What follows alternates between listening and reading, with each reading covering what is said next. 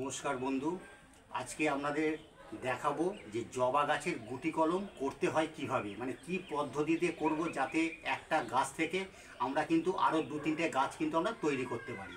তো এই যে গাছটা দেখছেন এইটা হচ্ছে আমেরিকান ভ্যারাইটি। এটা তো এই গাছটা আমি কালকে নার্সারি থেকে নিয়ে এসেছিলাম। তো নিয়ে আসার পর দেখছি ডাল বেশ সুন্দর দুখানা ডাল রয়েছে।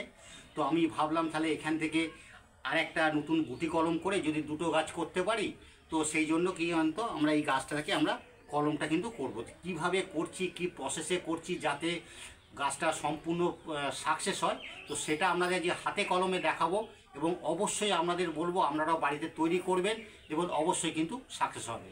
তো চলুন শুরু করি প্রসেসটা। তো এই গুটি কলম করতে গেলে আমার কী কী সরঞ্জাম লাগবে, প্রথমে দেখুন একটু নিয়েছি বালি, একটু আছে গোবর সার আছে, আর একটা সাদা গ্লাস নিয়েছি, একটা ছুরি, কাঁচি আছে, আর ব্ল্যাক টেপ আছে। এগুলো হচ্ছে এর সরঞ্জাম।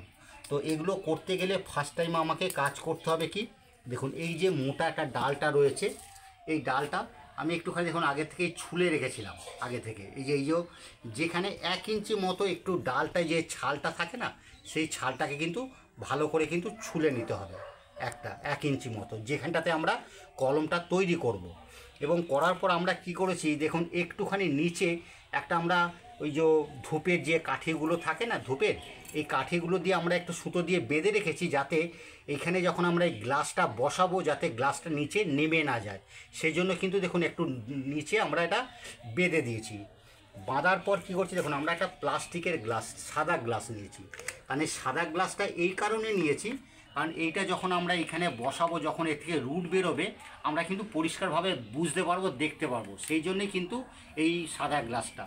তো এইটা নেওয়ার পর আমরা কি করছি দেখুন, এটাকে এই সাদা গ্লাসটা আছে না, এই সাদা গ্লাসটাকে আমরা মাঝ বরাবর একটুখানি দেখুন এরকম করে পুরো পরিষ্কার করে কিন্তু মাঝ বরাবর দেখুন কেটে নিয়েছি। দেখেছেন কত সুন্দর করে কেটে নিয়েছি। এরপরে কি হবে, এই যে গাছটা আমরা 1 ইঞ্চি মতো সুন্দর করে আমরা ছুলে নিয়েছি।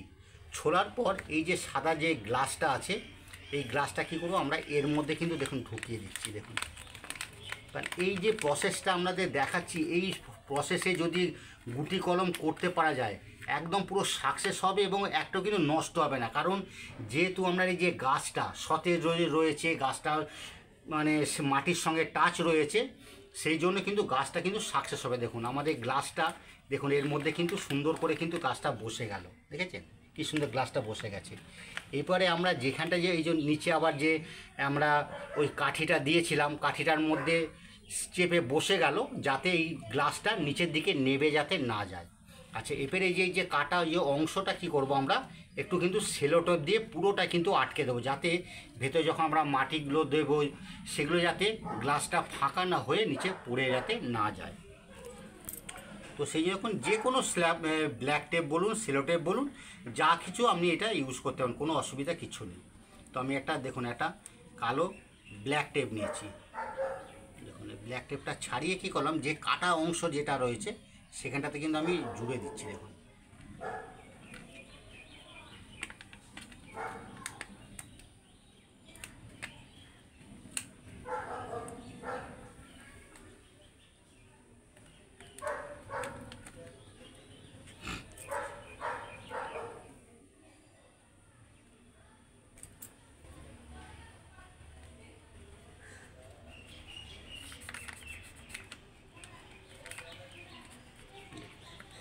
ব্ল্যাক টেপটা দিয়ে আমি পুরো কিন্তু জুড়ে দিলাম একদম। এবং গ্লাসটা দেখুন পুরো সুন্দর সেট হয়ে গেছে। নিচে যেটুকু যেমন ডালের সাইজ সেই রকম গোল করে কিন্তু গ্লাসের নিচেটা কিন্তু আবার কেটে নিতে হবে, যাতে গ্লাসটা সুন্দরভাবে কিন্তু গ্লাসটা বসে। আচ্ছা, এইটা আমাদের কিন্তু রেডি হয়ে গেল। এরপর এখানে আমরা কী দেবো, আমরা দেখুন এইসব যখন গুটি কলম করতে হয় না, তখন এগুলো সবসময় চেষ্টা করবেন হয় ভার্মি কম্পোস্ট, নয় গোবর সার, নালে বালি, নালে কোকোপিট, এইগুলোর মধ্যে যে কোনো জিনিস ব্যবহার করবেন, তাতে কিন্তু ভালো করে কিন্তু কলমটা তৈরি হবে। কারণ কি, মাটি দিলে অনেক সময় কি হয়, এই যে আমরা যে কাটা অংশটা দিয়েছি না সেটা না চেপে যায়। তো চেপে যাওয়ার পথে রুটটা ঠিকমতো বেরোতে পারে না। কিন্তু গোবর সার বলুন, বালি, কোকোপিট, এরা যেহেতু নরম থাকে, তো রুটটা কিন্তু সুন্দর করে রুটটা কিন্তু ছাড়তে পারে। তো আমরা কি করছি দেখুন, এর মধ্যে কি করছি আমরা দেখুন এই গোবর সার কিন্তু আমরা নিচ্ছি। দেখুন যেটুকু প্রয়োজন সেটুকুই কিন্তু আমরা গোবর সার নিচ্ছি, আর তার সঙ্গে কিন্তু এক মুঠো আবার বালি নিচ্ছি, যাতে ড্রেনেজ ব্যবস্থাটা, মানে এখানে আমরা জল দেবো ভেজা থাকবে কিন্তু জলটা যাতে নিচের দিকে বেরিয়ে চলে যায়, সেই জন্য আমরা দেখুন বালি আর গোবর সার কিন্তু আমরা এরকমভাবে মিক্স করে নিলাম। দেখুন এই মিক্স করার পর এটা কিন্তু আমরা আস্তে করে দেখুন এই গ্লাসের মধ্যে কিন্তু দিয়ে দিচ্ছি।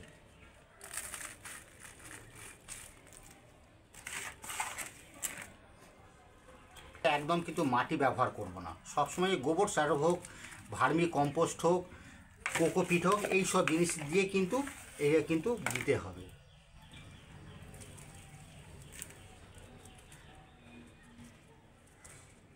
দিয়ে একটুখানি হাতে করে জাস্ট একটুখানি চেপে দিলাম হাতে করে, দেখুন চেপে দিয়ে গ্লাসটা দেখুন কত সুন্দর আমার বসে গেছে। কারণ কি, ওই যে নিচে যে সাপোর্টটা আমরা দিয়েছি, এই সাপোর্টটা কিন্তু সবসময়ের জন্য আমরা দিতে হবে, নাহলে কিন্তু এই যেই আমরা গোবর সার বালি মিশ্রিত দিলাম অনেক সময় কী হবে উপর থেকে নিচে নেমে পড়বে, কি ভবিষ্যতে আস্তে আস্তে যখন জল দেবো তখন নিচে নেমে পড়বে, তাহলে কী হবে আমরা যে কাটা জায়গাটাতে আমার যেখানটা রুট বেরোবে সেটা কিন্তু ফাঁকা হয়ে যাবে।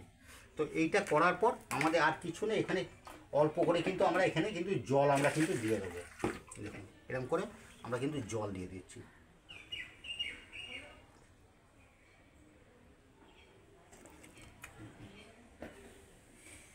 এই জল দিলাম, আর নিচের দিকে যেহেতু আমাদের ফুটো আছে জলটা কিন্তু কোনো রকম জমবে না, জল কিন্তু সব দেখুন তলা দিকে কিন্তু জলটা কিন্তু দেখুন সব পড়ে যাচ্ছে, জলটা ঠিক আছে, জলটা কিন্তু সব আমাদের পড়ে যাচ্ছে।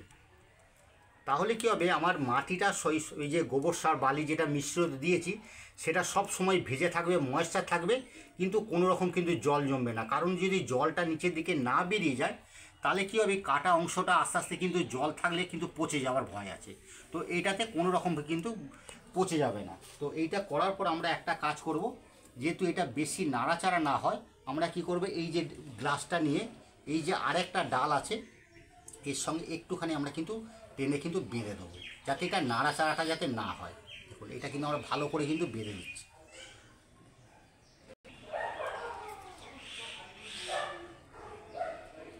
দেখুন এই যে গুটি কলম পদ্ধতিটা, এটা হচ্ছে একদম ঘরোয়া, এগুলো কি যে কেউ সবাই কিন্তু, আপনারাও যদি মনে করেন আমরা এইরকম গুটি কলম তৈরি করব তো আপনারাও কিন্তু অনায়াসে কিন্তু করতে পারবেন। তো এইখানে কি যেহেতু একটুখানি বালিটা ফাঁকা হয়ে গেছে, আর একটু কী করছি আমরা গোবর সার কিন্তু এর মধ্যে দিয়ে দিচ্ছি।